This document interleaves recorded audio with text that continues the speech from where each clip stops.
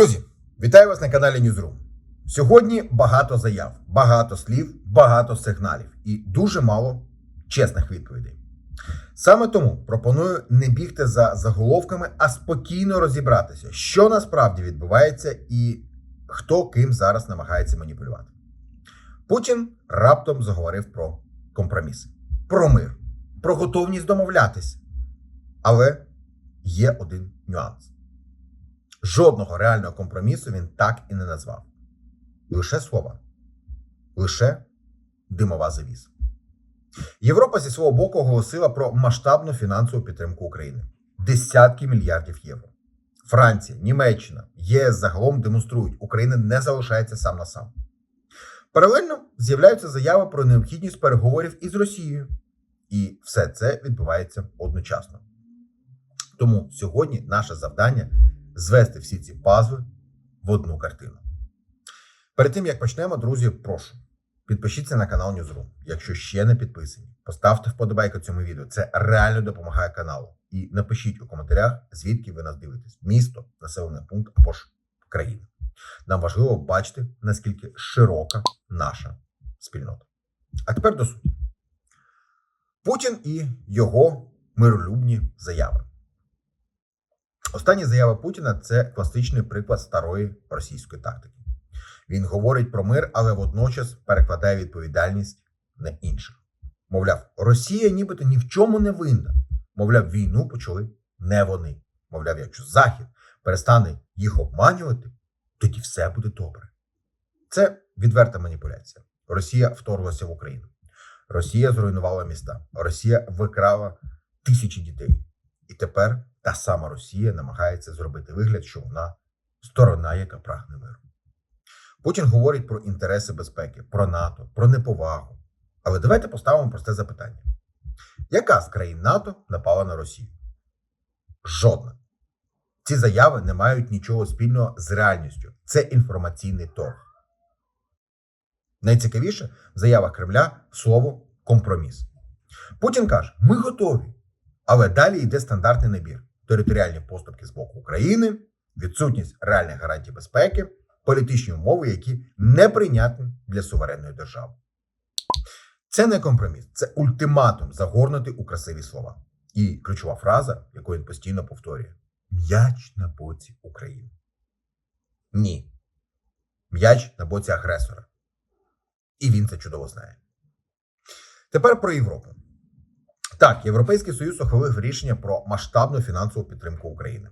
Це десятки мільярдів євро на найближчі роки. Хтось каже, це ж кредитні гроші, це ж краще ж було б забрати російські активи. Але давайте дивитися тверезо. Ці кошти дають Україні фінансову стабільність, можливість планувати, можливість не знаходити в переговори слабкими. Це сигнал Росії. Україна не виснажена держава без ресурсів. Україна має підтримку. І Україна не буде погоджуватися на нав'язані умови. Російські гроші – це окрема історія.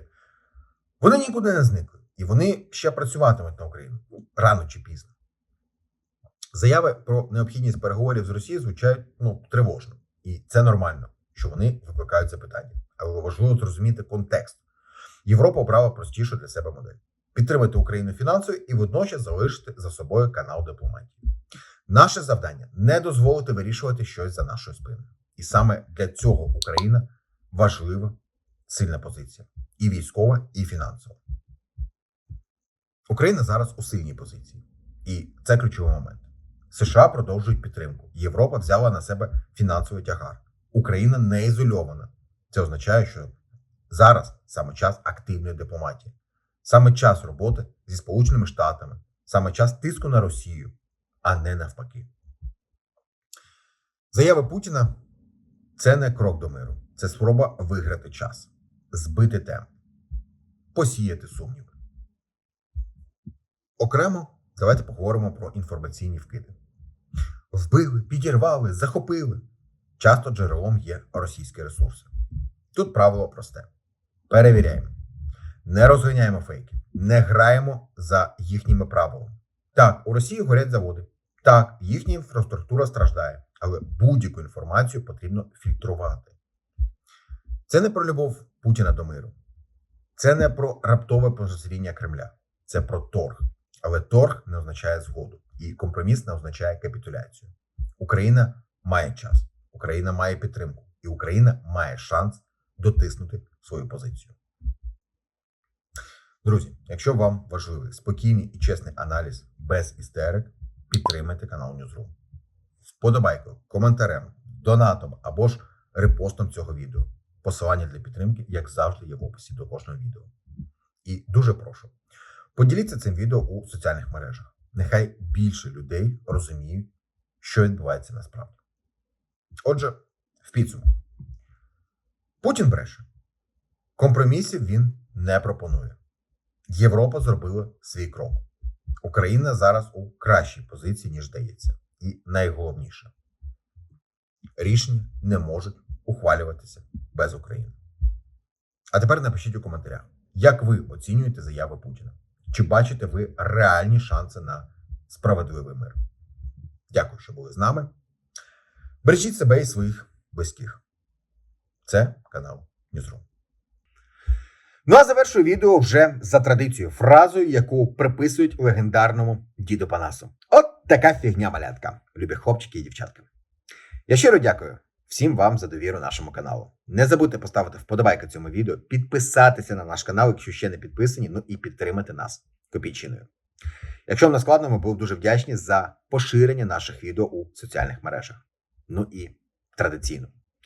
Слава Україні! Слава силам оборони! І пам'ятайте, що принесло вчора. Живіть сьогоденням і вірте в майбутнє. Своє, своїх близьких, рідних і України. Нехай щастить, бережіть себе і побачимось, як завжди тут, на каналі Newsroom. Завжди ваш Віктор Смирнов.